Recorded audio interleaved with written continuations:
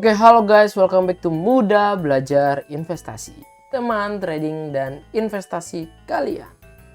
Seperti biasa, hari ini kita akan menganalisa beberapa saham yang bisa kita jadikan incaran untuk beberapa hari ke depan. So, teman-teman, simak video ini sampai selesai dan mohon bantuannya untuk terus support channel ini dengan cara subscribe, like video ini, dan nyalakan lonceng notifikasinya agar tidak ketinggalan video-video update setiap harinya. So, sekarang kita akan langsung aja masuk ke chartnya. Let's go. Oke teman-teman, seperti yang gue udah jelasin di video yang sebelumnya, bahwa IHSG kita hari ini kan turun sampai begitu dalam, jebol supportnya, tapi di cover ya sampai naik dan bikin candle hammer. Tapi si IHSG ini kan waktu dia jebol tadi ninggalin gap. Kalau di trading view emang nggak kelihatan ada gap, tapi di Stockbit kelihatan. Jadi ini ada gap sebenarnya. Jadi open langsung gap down gitu ya. Dan kalau dilihat seperti ini, IHSG berpotensi untuk menutup gapnya kurang lebih di area 7.172 ya. Hopefully ada technically rebound dari candle hammer ini yang tertahan di MA50-nya. Jadi IHSG masih berkesempatan untuk rebound sementara ya. Reboundnya sampai area sini dan hopefully breakout. Dan kalau kita ngeliat dari story di 29 Agustus, candle mirip ya sama, terus rebound hijau, konsol bisa break. Tapi apakah bisa break ya kita nggak tahu. Tapi teman-teman, gue selalu bilang bahwa risk management teman-teman harus diatur cukup ketat. Oke, sekarang kita langsung masuk ke saham yang kita mau analisa. Yang pertama BBNI. BBNI ini menarik, kenapa? Karena dia rally kan dari sini, dari support dia rally kencang, tak. Kita tarik pakai Fibo ya, dari swing low di sini, swing high di sini. Dia break dari satunya, dari swing high-nya dia bikin higher high. Terus dia koreksi sampai ke sini, ketahan, koreksi sampai sini, ketahan. Ini support kuatnya dia ya. Jadi ini di area Fibo-nya ini adalah supportnya dia yang kuat. Inilah ya, gue gambar seperti itu. Dan hari ini candlenya itu menurut gue menarik ya, candle hammer dengan disupport dengan volume yang cukup gede. Sebetulnya candle ini kan udah dibentuk pernah sama si BBNI di tanggal 21 September. Tapi nggak disupport dengan volume yang gede. Tapi ini kita lihat bahwa candle si BBNI ini candlenya bagus dan volumenya gede. Dan menurut gue menarik. Kalau untuk stochastic sendiri kelihatan akan mau golden cross, MACD justru malah dead cross, melemah gitu. Harusnya turun dulu. Tapi menurut gue ini udah di area supportnya dia dan dia ada yang cover. Dan kalau kita mau entry BBNI, kapan sih bagusnya ya? Kita lihat best price, sudah jelas. Jadi kita lihat BBNI best price-nya. Kita lihat big money aja ya. Tanggal 26, oh BBNI terlihat di distribusi teman-teman. Ya jelas ya, tadi kan ada kebanting turun ya, terus berhasil close 9.000 lagi, kan keren. Jadi ada yang cover. Si BK ngebuang barang 83 miliar, PD, KZ, LG, AK beli 47, 37 miliar, 26 miliar, 16 miliar. Coba kita lihat foreign. Oke, kita lihat nih si foreign. Si foreign hari ini jual, buang barangnya 122 miliar gitu ya, 122 miliar si foreign jual. Jadi menurut teman-teman ini menarik gak sih untuk si BBNI sendiri? Ada yang cover tapi foreign jual, buang barang. Kita entry atau nanti aja ya? Kalau kita mau entry ya ikutin average mereka, akumulasi mereka kan di 8.900, 8.875, 8.900 ya, kan BBNI 9.000. Kalau kita masih mau BOW, buy on weakness, ya kita bisa beli di 8.900. Kalau besok dikasih turun. Targetnya sebetulnya ya bisa ke 9.350. Ke Fibo 1,618. Yang dimana itu 4-5% teman-teman. Nah, stop lossnya kalau dia jebol dari candle yang hari ini. Di 8.700 ke bawah itu adalah titik cut lossnya. Jadi risk and rewardnya 1:1,8. Nah teman-teman, sebetulnya di IHSG hari ini gue belum ngelihat bahwa ada transaksi-transaksi yang benar-benar menarik. Karena mungkin semua juga lagi nahan uang ya, karena sekarang IHSG lagi di kondisi yang menurut gue kurang baik, ditambah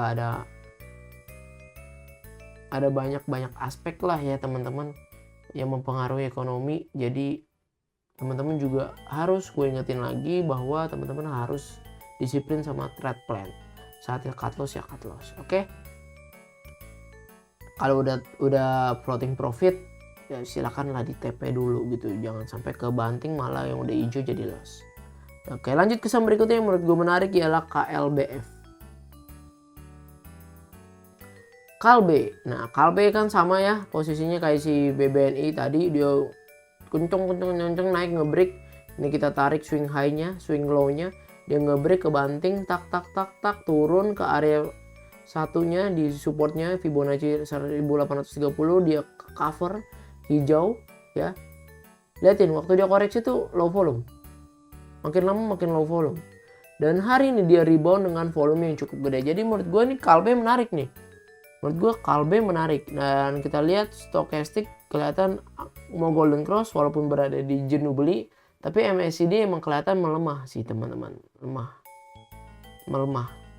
Apakah si Kalbe ini bisa lanjut naik? Ya kita nggak tahu ya. Coba kita lihat best price-nya si Kalbe kalau kita mau entry.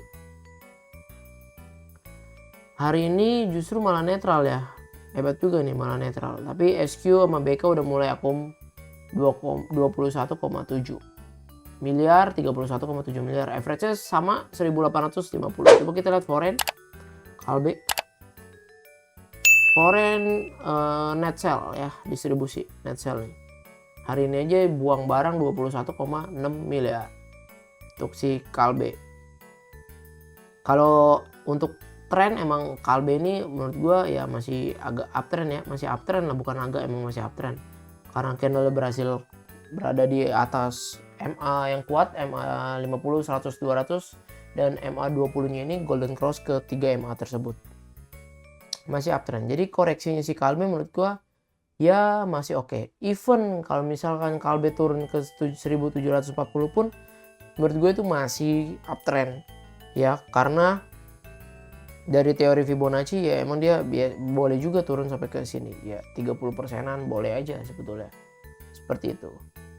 Jadi menurut teman-teman Kalbe menarik ke buat dikoleksi, silahkan komentar. Lanjut ke saham berikutnya ialah INKP kertas. Nah INKP juga sama ya teman-teman, kita tarik swing low-nya ke swing high-nya pakai Fibonacci, kepentok di Fibo extension, target dia 9825 dan dia koreksi.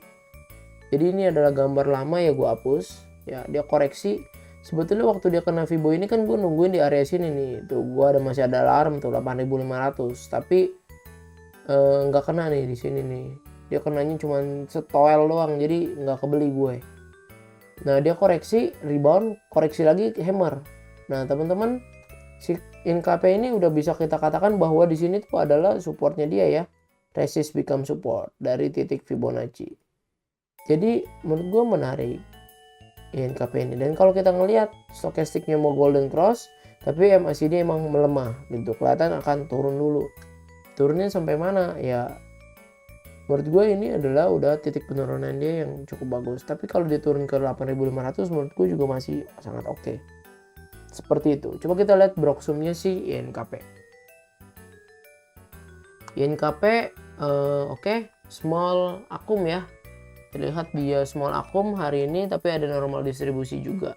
Yang buang barang paling banyak si DX 22 miliar, yang akum ini PD, BBNI, ya MGBK, nah 14 miliar. Coba kita lihat foreign ya, INKP. INKP foreign jelas di net sell gitu ya, 42 miliar juga, ngeri. 42 miliar buang barang buat si INKP. Jadi penurunan dia walaupun ada yang nge-cover di belakang-belakang, apakah ini tanda-tanda dia reversal bisa ke 9800 lagi, kita nggak tahu teman-teman. Jadi kalau plan gua ya, gua nggak mau entry dia di sini. Yang pertama adalah bisa BOW kalau dia turun lagi ke area 9000 ya, supaya kita dapat. Nah kalau kita lihat sih PD 9150. Kalau kita entry di besok langsung 9100 pun lebih murah, tapi menurut gue agak sedikit riskan gitu ya teman-teman. Jadi plannya seperti ini nih. Kalau kita beli di 9100, stop lossnya ya sebetulnya 3% aja cukup. Kalau dia close di bawah 8.800 sell gitu ya. Targetnya terdekat ya sampai ke 9.700. Risk and rewardnya 1:2 sih, seperti itu. Tapi kalau misalkan emang ya udah, ini plan pertama ya seperti ini ya teman-teman. Ada plan buy on breakout yang menurut gua mungkin lebih bisa agak lebih bagus. Belinya tunggu dia lebih besar sama dengan dari 9275. Tapi nggak lebih bagus juga sih. Targetnya juga sama. Risk and rewardnya malah lebih kecil ya. Ya menurut gue BOW yang plan pertama menurut gue ini yang paling baik sih. Iya, stop loss kalau dia di close di bawah 8.800. Sementara stop loss dulu, nanti kita cover lagi kalau dia ke 8.500 baru boleh di cover lagi. Menurut gue sih seperti itu. Menurut teman-teman gimana? Lanjut ke saham berikutnya, tuh Japfa. Nah, si ayam-ayaman ini udah mulai menarik lagi. Dari kemarin dia kan jebol MA 200 dengan volume yang gila, yang menurut gue udah lupain aja. Dan hari ini si Japfa bikin candle yang menurut gue menarik, tapi sayang nggak disupport dengan volume. Dia ketahan MA 100, ada yang cover, udah jelas ada yang nge-cover sampai close berhasil 1525 ya. Dari turun 1470 sampai naik ke 1525. Nah, untuk Japfa sendiri menurut gua ya menarik teman-teman ya. Kapan kita bisa boleh entry dia? Target terdekat dia sih menurut gua bisa ke 1550 doang gitu ya. Kalau dia ngebreak dari situ baru menarik. Jadi dia tuh sebetulnya bikin pola reversal nih. Sebetulnya dia kan higher low mulu ya. Nah, seperti ini kan. Dia tuh higher low terus loh. Higher low terus. Ini sebetulnya ini adalah pattern ascending triangle. Kalau bilang targetnya ya masih pakai yang ini nih gitu tuh. Ya, targetnya dia kalau kita tarik ke sini, maka target terdekatnya ialah di 1630. Atau ini kan area support dia yang lama dan ini jadi resistance dia yang sekarang. Ini area supportnya. Nah, ya. Targetnya kurang lebih 1600 untuk Japfa sendiri. Kalau MACD menarik, dia golden cross sudah kelihatan nih menguat, mau breakout. Stokastik juga menarik. Coba kita lihat block zoom. Big Akum ya, hari ini 26 September dia Big Akum. Jadi KZ beli 34 miliar. Tapi menurut gue transaksinya tetap, walaupun Big Akum net value-nya cuma 6 miliar gitu teman-teman. Emang masih rada-rada ini ya, jadi uang itu masih banyak ketahan. Dan Japfa kelihatan foreign itu akumulasi 2,1 miliar.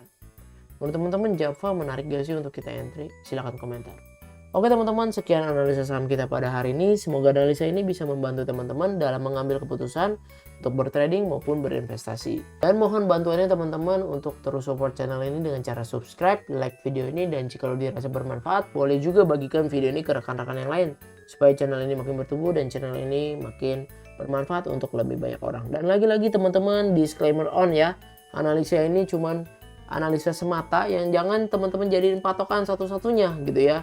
Teman-teman harus lakuin research lagi supaya teman-teman mengerti alasan teman-teman beli kenapa, jual kenapa. Karena tujuan dari Mudah Belajar Investasi berdiri adalah ingin membuat semua subscriber dan penonton setia menjadi trader atau investor yang mandiri ke depannya. Terima kasih semuanya, salam cuan, bye-bye.